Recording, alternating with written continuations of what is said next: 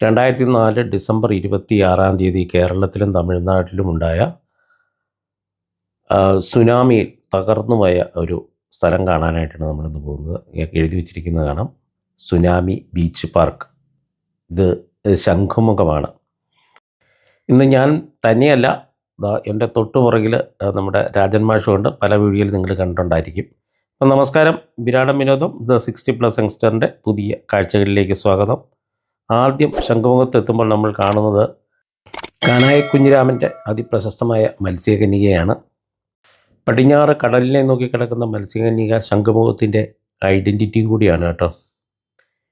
അപ്പോൾ ഇത് മാത്രമല്ല, നമ്മുടെ കാഴ്ചകളിൽ പ്രധാനമായിട്ടുള്ളത് കമ്പവല വലി. നിങ്ങൾ കണ്ടിട്ടുണ്ടോ എന്നറിയില്ല, അതുകൂടി നമുക്ക് ഈ വീഡിയോയിൽ വിശദമായിട്ട് കാണാം. അപ്പോൾ വീഡിയോ സ്കിപ്പ് ചെയ്യാതെ മുഴുവൻ കാണുക.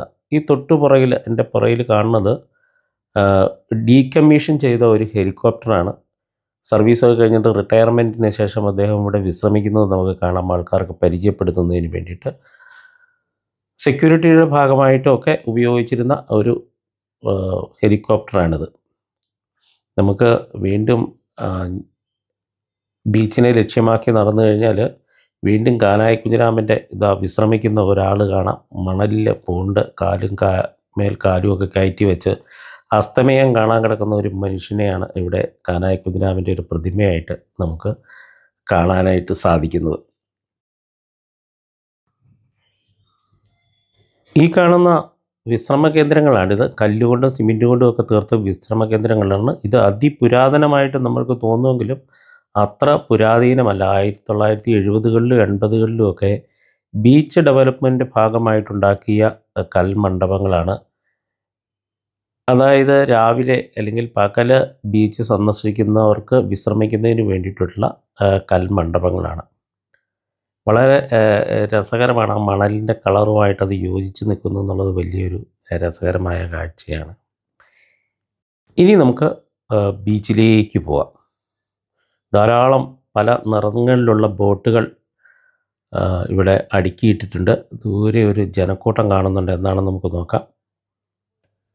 2 ഗ്രൂപ്പ് ആളുകളുണ്ട് കേട്ടോ. അവർ ഫുട്ബോൾ കളിക്കുകയല്ല, അവർ കമ്പവല വലിച്ച് കരയിലേക്ക് കയറ്റുന്നതാണ് കാഴ്ച. നമുക്കത് കാണാം. ഞാൻ ആദ്യമായിട്ടാണ് ഈ കാഴ്ച കാണുന്നത്. നിങ്ങളും ആദ്യമായിട്ടാണെങ്കിൽ ശ്രദ്ധിച്ചിരിക്കുക.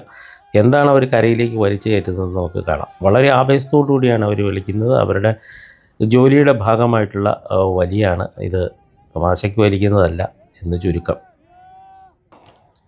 വടംവലി മത്സരവുമല്ല കേട്ടോ. 2 സൈഡിലേക്കും ഒരു വല കടലിലേക്ക് എറിഞ്ഞിട്ട് അത് വളരെ ദൂരത്തേക്ക് എറിഞ്ഞ് അതിൽ 2 സൈഡിൽ നിന്നും ആ വല കോരിയെടുക്കുന്ന സീനാണ് നമ്മൾ കാണുന്നത്. അവർ ആഞ്ഞ് ഏലസ വിളിച്ചാണ് വലിക്കുന്നത്.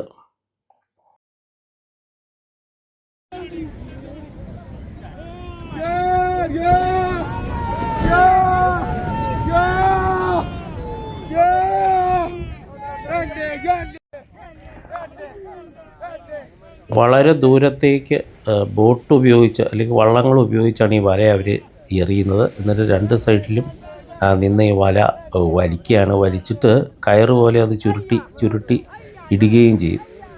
അപ്പോൾ അവസാനത്തെ ക്യാച്ച് അല്ലെങ്കിൽ ആ വലയ്ക്കകത്ത് എന്താണ് കുടുങ്ങിയിരിക്കുന്നത് ഏറ്റവും അവസാനം മാത്രമേ അവർക്കും അറിയാമുള്ളൂ എന്നുള്ളതാണ്. അതിനകത്ത് ആവേശത്തോടു കൂടി 2 പേരെ വെള്ളത്തിൽ കിടന്ന് കളിക്കുമല്ല, അവർ ആവേശത്തോടു കൂടി വലിക്കാനായിട്ട് ആവേശം പ്രകടിപ്പിക്കുന്നത് നമുക്ക് കാണാം. വലിയ തിരയിൽ 2 പേരുണ്ട് ആ വെള്ളത്തിനകത്ത് പൊങ്ങി ചാടുന്നത് നമുക്ക് കാണാനായിട്ട് സാധിക്കും.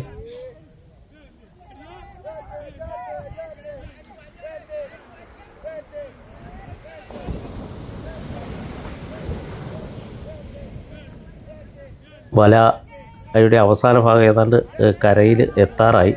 എന്താണ് ആവേശത്തോടു കൂടിയാണ് അവർ വലിക്കുന്നത്. കാരണം അതിനകത്ത് വലിയ ഇന്നത്തെ ഒരു ക്യാച്ച് ഉണ്ടെന്നുള്ള രീതിയിലാണ് അവർ വലിക്കുന്നത്. നമുക്കും കണ്ടു നിൽക്കുന്നവർക്കും ആവേശമാണ്. കാരണം അതിനകത്ത് എന്താണുള്ളത്, എന്ത് മീനുകളാണുള്ളത്, എന്ത് വലിപ്പമുള്ള മീനുകളുണ്ടെന്ന് അറിയാനായിട്ടുള്ള ഒരു ആവേശം നമുക്കും ഉണ്ട്.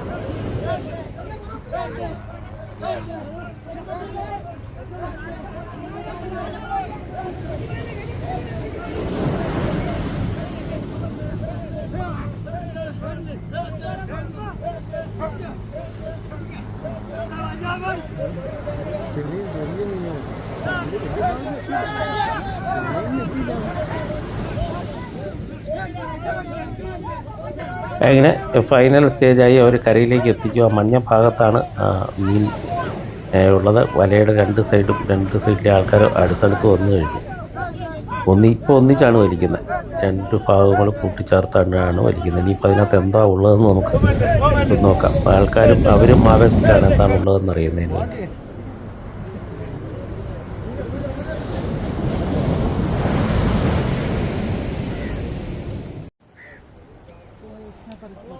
അയ്യോടാ, ചെറിയ മീനുകൾ മാത്രമേ ഉള്ളൂ കേട്ടോ. അതായത് ഈ നത്തോലി പോലുള്ള മീൻ മാത്രമേ ഉള്ളൂ. വലുതെന്തോ പറഞ്ഞാൽ അതിനകത്ത് കിടന്ന് പിടയ്ക്കുന്നുണ്ട്. എന്താന്ന് നോക്കാതെ അതായോ അത് അതിൻ്റെ കഴുത്ത് ഒടിച്ചിടുകയാണ്, അതിൻ്റെ പിടയ്ക്കൽ കുറയ്ക്കാൻ വേണ്ടിയിട്ട്. അല്ലെങ്കിൽ നത്തോലിക്കൊക്കെ ഡാമേജ് ഉണ്ടാകുമായിരിക്കും. അപ്പോൾ ഇന്നത്തെ ക്യാച്ച് അല്ലെങ്കിൽ ഇന്നത്തെ അവരുടെ മീൻപിടുത്തം അത്ര വിജയകരമായില്ല എന്ന് വേണം കരുതാനായിട്ട്. അത് കഴിഞ്ഞപ്പോൾ ആൾക്കാരെല്ലാം, മീൻപിടുത്തക്കാരും കാഴ്ചക്കാർക്കുമെല്ലാം നിരാശയായി എന്ന് വേണം നമുക്ക് മനസ്സിലാക്കാൻ. നമ്മൾ നിരാശയായി, നമ്മൾക്കും ഭാഗ്യമില്ല, മീൻ പിടിച്ച ആൾക്കാർക്കും ഭാഗ്യമില്ല എന്ന് വേണം കരുതാനായിട്ട്. അങ്ങനെ നമുക്കിനി കരയിലേക്ക്. ഇനി ആ ദൂരെ കാണുന്നത് GB രാജ ഇൻഡോർ സ്റ്റേഡിയമാണ് കേട്ടോ. പണ്ട് അവിടെ ഒരു ഇന്ത്യൻ കോഫി ഹൗസൊക്കെ ഉണ്ടായിരുന്നു. ഇപ്പോഴുണ്ടോ എന്നറിയില്ല. എന്നാലും നമുക്ക് ആ സൈഡിലൂടെയൊക്കെ ഒന്ന് പോയി നോക്കാം. ഈ രാവിലെ ഉള്ള ബീച്ച് യാത്ര ഒരു രസകരമായ അനുഭവമാണ്. ഞങ്ങൾ അല്പം താമസിച്ചു പോയി, എന്നാലും രസകരമായ അനുഭവമാണ്. രാവിലെ ആയതുകൊണ്ട് ഈ സൈഡിലൊക്കെ ധാരാളം തട്ടുകടകളൊക്കെ ഉണ്ട്. അവയൊന്നും തുറന്നിട്ടില്ല. ഈ കാണുന്നതാണ് GB രാജ ഇൻഡോർ സ്റ്റേഡിയം. അവിടെ ഒരു കോഫി ഹൗസ് ഉണ്ട്. ഇന്ത്യൻ കോഫി ഹൗസ് അല്ലെന്ന് തോന്നുന്നു. അപ്പോൾ കാഴ്ചകളൊക്കെ കണ്ട് പിന്നും ഹെലികോപ്റ്ററിനെയൊക്കെ കണ്ട് നമ്മൾ വെളിയിലേക്ക് പോരുകയാണ്. വെളിയിൽ വിശാലമായ റോഡ്. ഈ റോഡ് വിഴിഞ്ഞത്തേക്ക് നീണ്ടു കിടക്കുന്നതാണ്. എന്താണെങ്കിലും നമ്മളിന്ന് വിഴിഞ്ഞത്തിന് പോകുന്നില്ല. അപ്പോൾ ഈ വീഡിയോ ഇവിടെ അവസാനിപ്പിക്കുകയാണ്. തൊട്ട് ഓപ്പോസിറ്റ്, ശംഖുമുഖത്തിന് തൊട്ട് ഓപ്പോസിറ്റായിട്ട് ശംഖുമുഖം ദേവീക്ഷേത്രമുണ്ട്. ആ ക്ഷേത്രത്തിലും കയറാനുള്ള ഒരു സാഹചര്യം അല്ലാത്തതുകൊണ്ടും അവിടെ നട അടഞ്ഞു കിടക്കുന്നതുകൊണ്ടും ഞങ്ങൾ കൂടുതൽ അകത്തേക്ക് കയറിയില്ല. ഇതൊക്കെ ദേവീക്ഷേത്രത്തിൻ്റെ കാഴ്ചകളാണ്. അങ്ങനെ ഈ വീഡിയോ നിങ്ങൾക്ക് ഇഷ്ടപ്പെട്ട് കാണുമെന്ന് വരുന്നു. ഇഷ്ടപ്പെട്ടാൽ തീർച്ചയായും ലൈക്ക് ചെയ്യുക, കമൻറ്റ് ചെയ്യുക, ഷെയർ ചെയ്യുക. അതുപോലെ ആദ്യമായിട്ടാണ് നിങ്ങൾ ഈ വീഡിയോ കാണുന്നതെങ്കിൽ തീർച്ചയായും ഒന്ന് സബ്സ്ക്രൈബ് ചെയ്യുക. അപ്പോൾ പുതിയ വീഡിയോയും പുതിയ കാഴ്ചകളുമായിട്ട് വരുന്നവരെ എല്ലാവർക്കും നന്ദി.